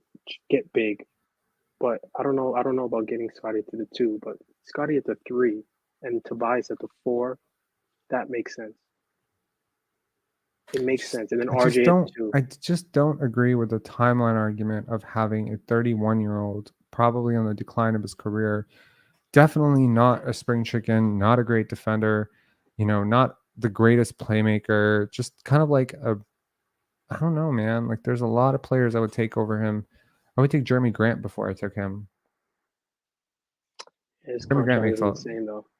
You're saying that. And while you're saying that, you're proposing paying almost exactly the same amount to Tobias Harris. You're talking about paying $23 million for Tobias Harris, or you're talking about paying like $27 million for Jeremy Grant. It's 2 years though. By the way, we're basically paying that money to Bruce Brown, and he's off the books this summer, guaranteed. I was thinking, how mad do you think Bruce Brown is? Why would he be mad? So, all right, less than a year ago, he wins the championship. He gets paid. Great. Yeah. So what? He's in Indiana. He has a partial guarantee on his second year. All of a sudden, halfway through the year, he's in Toronto. And now that contract, there's He has no no way. partial guarantee on his second year. There's no Not guarantee a on his partial second guarantee, year. but there's an opt It's out, a right? player option. It's not a partial guarantee. Oh wait, so he's picking it. Oh, he's just gonna pick it up then. Sorry, it's a team option, not a player option. The team option, yeah. And what Toronto? But there's no guarantee. There's no trade him? partial. But there's no partial guarantee. The deal was signed for what it was signed for entirely because like he signed the most money possible. So the Indiana Pacers are like one of the coolest teams in the league because of how they structure contracts. Like the genius shit that they did with Bruce Brown, but also the genius shit that they did with Miles Turner's contract last year deserves some recognition because a lot of teams don't get very imaginative with the cap. They did. So his contract at $22 million was basically like a 1 year expiring that becomes another 1 year expiring. So that's what happens when you overprice a player. Like right now, would you like? Here's the question: Dennis Schroder made 2 years, 25 million, right? What if he had a contract that was 25 years for 1 year, and it was only $2 million guaranteed if he was waived by January 30th? Can you imagine the trade value that he would have had on January 8th with that contract? That's what you have to think about, right? So that's the point. That's the point that I'm making is like Bruce Brown's entire contract was inflated because he did not get the years and because he knew for a fact that he was not going to get that second year picked up. And the only way that second year gets picked up is if the Raptors believe, for whatever reason, that they'll get more for him at the deadline next year as an expiring contract on a winning team than they could in the offseason, which I don't think is likely. So I don't know. What are your thoughts on Paul George? What about him? I love him. What He's about a him? free agent. And you think he is going to be doing what? Probably just going back to the Clippers, man. All right. Well, some guys just like LA, man. Anyway, I gotta. Yeah. I was gonna ask you. Do you think Cade Cunningham gets maxed? He shouldn't, but he will. But he shouldn't. He's not that good. Yeah. He was moving tonight like he was like a 05 Civic. It's bad. He moves very, very slow. Not only did he guard Grady Dick, which is like that's like the DeMar DeRozan, James Harden thing, where like you're guarding the weakest link. Yeah, he's been really bad defensively. On top of that, he's moving so slow, and there's no lift at the rim. It's pretty bad. I'm actually a fan of his game. Like there's real talent there, but it's just defensively, it's just bad. I'm not really sure his playmaking is anywhere close to where it would need to be for him to justify the usage that he gets. He makes such obvious reads, and his playmaking is not dynamic. Like I was so much more impressed. Not dynamic. I was way more impressed with Jontay Porter tonight than I was with Cade Cunningham by far. It's not dynamic. Like you're not going far with him getting 30% usage. Like there's just no way you're even a contender. Absolutely. He should be, in my opinion, he's probably in an ideal situation. He's a 6-man. He's a 6-man, like in the Josh Hart. I'd say maybe like a worse Chris Middleton. Chris Middleton? Yeah, just Jesus Christ. Like he is nowhere close to Chris Middleton right now. Like Chris Middleton would be the rosiest eyed, optimistic, outcome for him. And, Detroit should throw a party if he ever becomes Chris Middleton. But you know what I mean? Jadon's saying, what don't you like about Cade? He's a good scorer and has a lot of upside. Yeah, that's what I don't like, that neither of those statements is true. He's not a good scorer and he doesn't have a lot of upside. Upside comes down to athleticism and how you process the game. He's talented. Your burst. His stats are better than Chris. No, they're fucking not. What are you talking about? I was talking about a prime Chris, not Chris right now. Bro, he's not better than Chris Middleton right now. He's not even close to better than Chris Middleton right now. I mean, he's shooting better after the All-Star game. I'll give him that. But bro, what are we talking about here? I mean, they finally took off Killian Hayes.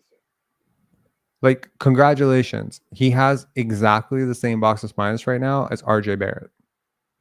And he's a much worse Yeah, defender. it's technically year 2 though. I'm low on him. There's some people who still believe, which makes me laugh, but I do think there is a player in there to some degree. I mean, dude, if in your third season, like, To me, the scariest part is how he moves. He moves sure. terribly. Like how are you 22 and like you're already doing like the Olay defense, and you're not even known as the bad defender. It's not like he's Trae Young. He's generating offense like Trae Young or Tyrese Halliburton. Mhm. Yeah, man. I mean, he takes a ton of shots. He, he's had a good year from the line, free throw shooting wise. He's having a ton of assists, but like, holy shit, you have 5 turnovers for 10 assists. And also the people who are like, if you put any other 2021 guys on the Pistons, they have the same record. That's complete fallacy.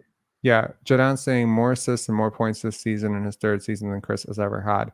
Irrelevant, bro. What are we talking about? How do you follow this channel and you're thinking about stats this way? Dude, pace dictates stats. So your raw counting stats, like there's no way in fucking hell that if you put Chris Middleton in his third year in Cade Cunningham's role right now, that they're not a better team. He was a better defender. He was a better player. He was a better shooter. He's just better. Like Cade has smooth talent, whatever, but you got to understand, like his team is not really better with him on the court. You saw it tonight. They made their best run without him. Rob, how many wins do you think the Pistons have with Scotty? Because I think they're approaching 20, like 17, 18. 22, 23, 24, something like that. Scotty Barnes with actual defensive talent and like shooters like Bogdanovic and fucking like, lob targets. Like, dude, I mean, they might be to be honest, they couldn't 25. shoot for most of the year. They couldn't shoot for most of the year, like we're gonna be honest. But I do think defensively the gap is so big, and then offensively he was way more efficient to start this season. Right. It's closed a little bit, but he doesn't turn the ball over. He's not wasting possessions. He's far better at the end of the games. It's just I mean, Cade's further along skill wise. He's got a better handle than Scotty. He's his shooting package and counters are deeper than Scotty's right now. Scotty just has so much more athleticism and so much more size, strength, and he processes the game so much better. Anyways, man, any final thoughts?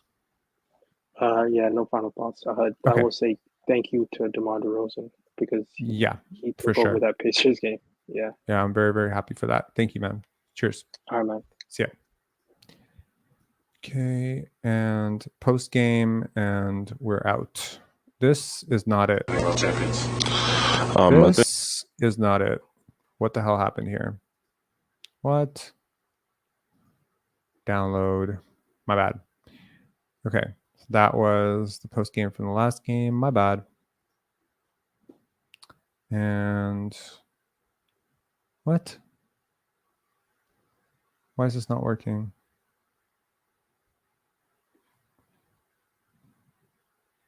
Sorry, guys. Give me 1 sec here. Got to download a different file because this is not working.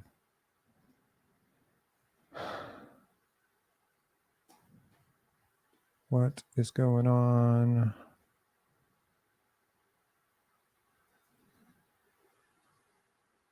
You have a second quarter the way that you guys did. What was missing in the third that kind of collapsed the lead? I think it actually started in the second quarter. Second quarter was the one that we started really well and kept them. It was 53-39. We kept them to 39 points all the way to 2.5 minutes to the end of the quarter. And some sloppy execution on offensive end, a couple of missed shots, just allowed them to get on a run. And that's when they were able to close the quarter and to make it only 5-point lead instead of having 15-point lead at the halftime.